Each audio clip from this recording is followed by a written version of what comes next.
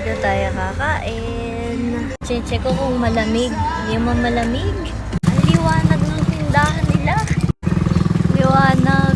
Ito yung mga pagkain may breakfast. Ooh, parang youngers too. Ito. Sir Overload. Sige. Ngayon siya niluluto. Bago daw nila guys. Anli pala to guys. Anli rice and soup. Yan. Isang kanin Parang oo. Yummers. In-order mo dalawa overload. Ano po tayo, sir? Wow. Meron silang mga chicken. Ayan, 250 isa. Ito, meron siyang bagnet, may chicharong bulaklak, may bone marrow na. Tapos meron siyang only rice, and may drinks. Chili niya. Dami kanin.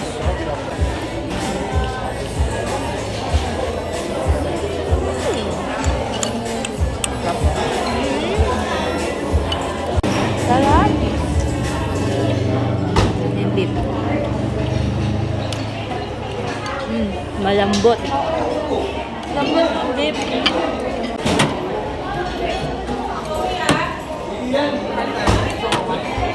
Ito yung bagnet.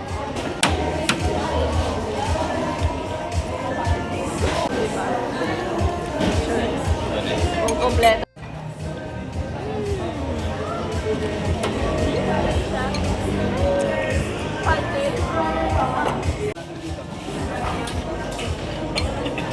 Ganun bulaklak.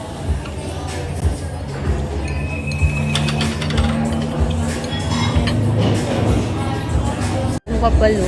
Bone marrow. Uy! Bago yan ah. Kain. Naninimot na siya. Meron siyang bone sa gitna. Marrow ng bone.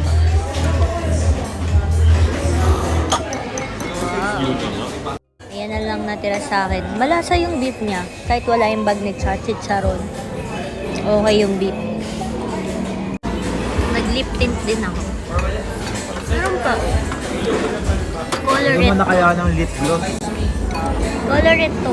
Wala nang lip gloss, lip gloss. Hindi nga to. Tint lang. Sebo. Dami pala kami. Ayan kami lahat. Mga ka-VG. Yan. After namin ng Bible study, ganun. Pero ang dami na talagang tao dito. Kasama si Mr.